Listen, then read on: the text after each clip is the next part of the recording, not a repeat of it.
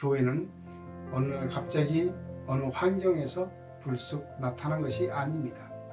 교회는 처음부터 하나님의 목적에 의하여 하나님의 계획 속에서 각 시대마다 역사하시는 하나님의 섭리로 나타난 것입니다.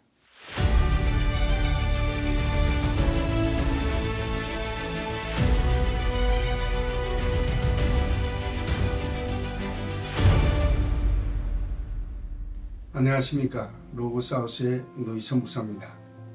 지난 영상에서는 하나님께서 목적하신 바에 따라 하나님이 계획하시고 의도하신 교회, 즉 하나님의 나라에 속한 교회에 대하여 말씀드렸습니다. 그러면 이번 영상에서는 하나님이 원하시는 교회란 무엇인가에 대하여 말씀을 드리려고 합니다. 먼저 마태복음 16장 18절을 보시면 예수님께서 또 내가 네게 이르노니 너는 베드로라. 내가 이 반석 위에 내 교회를 세우리니 음부의 권세가 이기지 못하라고 하셔서 베드로에게 한 번, 그리고 치리와 관련하여 마태복음 18장 17절에서 만일 그들의 말도 듣지 않거든 교회의 말하고 교회의 말도 듣지 않거든 이방인과 세리와 같이 여기라고 하셔서 두 번, 복음서에서 모두 세 번을 말씀하셨습니다. 그리고 사도들과 하나님의 사람들에 의해서 사도행전에서 요한계시록까지 113번 기록되어 있습니다. 모두 합하면 신약 성경에서 교회라는 단어를 무려 116번이나 언급하고 있습니다. 그렇다면 먼저 하나님이 성경을 통하여 하나님이 원하시고 말씀하신 그 교회가 무엇인가를 살펴보는 것은 대단히 중요합니다. 오늘날 신자들이 말하는 교회는 에클레시아입니다. 에클레시아는 원인 제공을 의미하는 뭐뭐로부터의 에크와 부르다를 의미하는 칼레오의 합성어입니다. 그러므로 에클레시아는 뭐뭐로부터 부르다입니다. 다시 말해서 어떤 원인에서 불러낸 자들이라는 의미입니다. 이와 같은 의미에서 에클레시아의 어원적 의미는 모임, 회집, 회중을 의미합니다. 그리고 여러분들이 매우 자주 들어왔던 것이 있는데 그것은 바로 해당으로 번역된 시나고게입니다. 영어권에서는 시나고그라고 합니다. 해당으로 번역된 시나고게 역시 불러 모으다, 함께 데리고 오다의 시나고에서 유래된 것으로서 회중, 집회, 회합을 의미하는데 그 어근은 이끌다, 데리고 가다, 인도하다를 의미하는 악어입니다. 그러므로 시나고게는 어떤 곳으로 이끌기 위한 회중, 집회, 회합을 의미합니다. 그러나 시나고게를 회당이라고 하여 때로 건물로 표현하는 것은 회중이 한 거처에 모이기 때문에 편의상 그것을 회당이라고 하는 것입니다. 다시 말해서 유대인들의 신앙 공동체가 모이는 것을 가리켜 시나고게, 즉 회당이라고 부르는 것입니다. 그러나 엄밀하게 말해서 시나고게는 건물이 아닙니다. 이에 비하여 신앙 고백 공동체인 그리스도인들의 모임을 에클레시아라고 하는데 오늘날 우리가 말하는 교회입니다. 그러나 이것도 역시 건물을 의미하지는 않습니다. 다만 편의상 하나님께서 불러낸 자들이 모이는 것을 교회라고 부르는 것입니다. 이와 같은 의미를 종합하면 건물은 교회당 또는 예배당이라고 하는 것이 옳습니다. 그러므로 과거에는 건물을 교회라고 하지 않고 예배하는 집이라 하여 예배당이라고 불렀습니다. 이처럼 에클레시아와 시나고게는 드물게는 모이는 장소를 의미하기도 합니다. 그러나 실상은 건물을 의미하지 않습니다. 그리고 에클레시아와 시나고게는 형태와 기능면에서 같은 의미를 갖습니다. 그리고 시나고게는 제의와 관련하여 축제적 모임을 가리키기도 하지만 법적인 용어가 아닙니다. 이와는 달리 에클레시아는 자유민들의 회합, 즉 신앙 고백을 한 그리스도인들의 회집을 의미합니다. 다시 말해서 어떤 목적을 위하여 여러 사람이 한 곳에 모이는 모임을 가리킵니다. 그러므로 에클레시아와 시나고게는 같은 의미에 있지만 교회를 말할 때는 에클레시아라고 합니다. 그렇다면 교회는 언제 세워졌는가? 라는 질문을 할 수가 있습니다. 그리고 그 대답은 오순절이라고 합니다. 그러나 교회는 오순절에 갑자기 나타난 것이 아닙니다. 신약에서는 이 교회가 이미 구약시대부터 있었다고 증언했습니다. 그러므로 교회는 이미 구약시대에 하나님의 의도에 따라서 하나님에 의해 목적되어졌고 하나님에 의해 계획되어졌습니다. 그리고 하나님의 섭리로 만들어져 왔습니다. 그리고 마침내 하나님에 의해 완성되어집니다. 여기서 구약교회에 대한 단편적인 증언을 본다면 사도행전 7장 38절을 들 수 있습니다. 스데반은 사도행전 7장 38절에서 시내산에서 말하던 그 천사와 우리 조상들과 함께 광야교회에 있었고 라고 했습니다. 여기서 우리 조상들이 광야교회에 있었고 라고 한 원문을 보면 호 게노메노스 엔테 에클레시아 엔테 에레모입니다. 그 광야에서 그 교회 안에 있었고입니다. 그렇다면 교회가 이미 출애굽 광야 시대에 있었다는 것입니다. 그러나 이 광야 교회도 어느 날 갑자기 나타난 것은 아닙니다. 창세기 35장 11절을 보시면 하나님이 그에게 이르시되 나는 전능한 하나님이라. 생육하며 번성하라. 한 백성과 백성들의 총회가 내게서 나오고 왕들이 내 허리에서 나오리라고 하셨습니다. 여기서 총회로 번역된 원문은 카할입니다. 카할은 모임, 회집, 회중을 의미합니다. 그런데 70인역은 창세기 35장 11절의 카할을 시나고게로 번역했습니다. 그러나 70인역이 창세기 35장 11절의 카할은 시나고게로 번역했지만 다른 곳에서는 시나고게로 번역하기보다는 거의 주로 에클레시아로 번역했습니다. 그러나 무엇보다도 중요한 것은 카할이 시내산 공동체와 관련해서 의례적인 표현으로 나타날 때는 언약을 맺음으로써 생겨난 회중을 의미합니다. 그러므로 카할은 즉 에클레시아는 여호와 하나님의 부름을 듣고 그 부름에 응답하고 여호와 하나님을 따르는 자들만 포함합니다.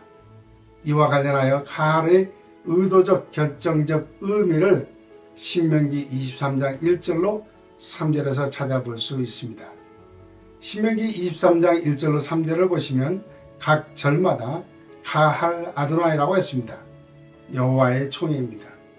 70인역은 이것을 에클레시안 큐류라고 번역을 했습니다. 주님의 교회입니다. 그리고 카할과 함께 사용되었던 것이 있는데 바로 에다입니다. 에다 역시 지정된 모임, 회중, 집회, 무리를 의미합니다. 출애굽기 12장 3절을 보시면 너희는 이스라엘 온 회중에게 말하여 이르라. 이달 열흘에 너희 각자가 어린 양을 잡을지니 각 가족대로 그 식구를 위하여 어린 양을 취하되라고 하셨습니다. 여기서 회중으로 번역된 히브리어가 에다입니다. 에다는 출애굽기 12장 3절에서 처음 나옵니다. 이 에다는 정하다, 모이다, 소집하다를 의미하는 야드에서 왔습니다. 그리고 특별히 에다가 출애굽기 12장 19절에서 나타나는 것은 매우 중요한 의미를 가지고 있습니다. 출애굽기 12장 19절을 보시면 이래 동안은 누룩이 너희 집에서 발견되지 아니하도록 하라. 무릇 유교물을 먹는 자는 타국인이든지 본국에서 난 자든지를 막론하고 이스라엘 회중에서 끊어지리라고 하셨습니다. 여기서 이스라엘 회중에서로 번역된 히브리어는 메아다트 이스라엘입니다. 이것을 70인역은 시나고게스 이스라엘로 번역했습니다. 여기서 이스라엘 회중에서의 회중으로 번역된 히브리어가 바로 에다입니다. 이것은 매우 중요한 의미를 갖습니다. 이처럼 구약에서 가알과 에다는 모든 실제적인 목적을 위해서는 동의어로 사용되고 있습니다. 그럼에도 불구하고 에다는 간혹 다양한 무리, 다시 말해서 짐승의 무리를 가리키기도 합니다. 예를 들어 사사기 14장 8절을 보시면 얼마 후에 삼손이 그 여자를 맞이하려고 다시 가다가 돌이켜 그 사자의 죽음을 본 적, 사자의 몸에서 벌떼와 꿀이 있는지라 라고 했습니다. 여기서 벌떼로 번역된 히브리어가 아다트 데보립인데 때로 번역된 아다트는 에다의 연계형입니다. 이처럼 에다는 간혹 다양한 무리를 가리키기도 합니다. 그러나 가알은 그렇지 않습니다. 가알은 오직 종교적 목적을 위한 모임에만 사용됩니다.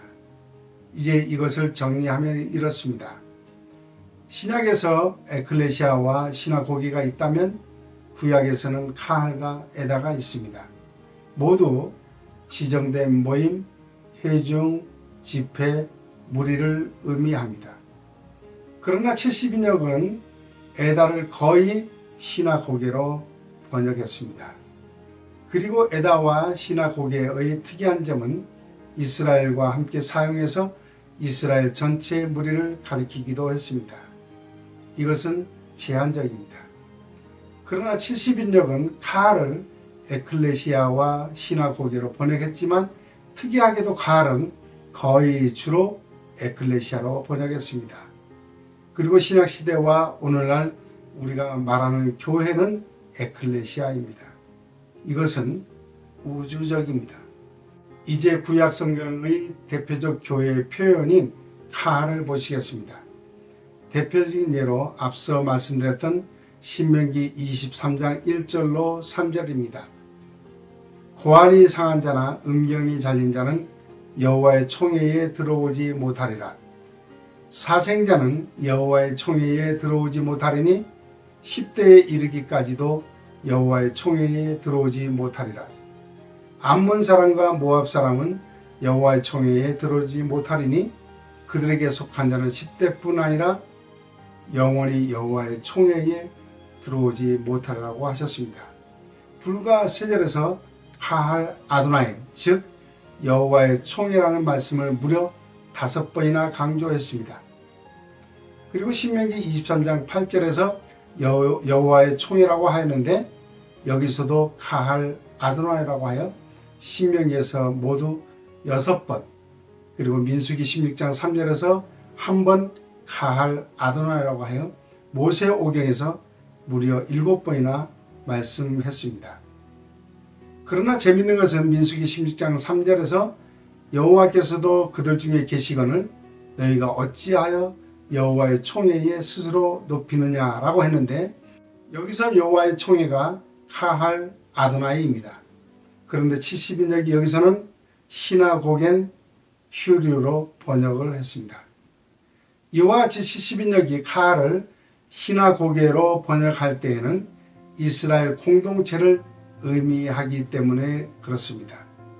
이것 또한 교회를 의미하나 이스라엘과 관련하여는 차후에 말씀드리겠습니다. 중요한 것은 70인역은 가알을 거의 주로 에클레시아로 번역한 것입니다.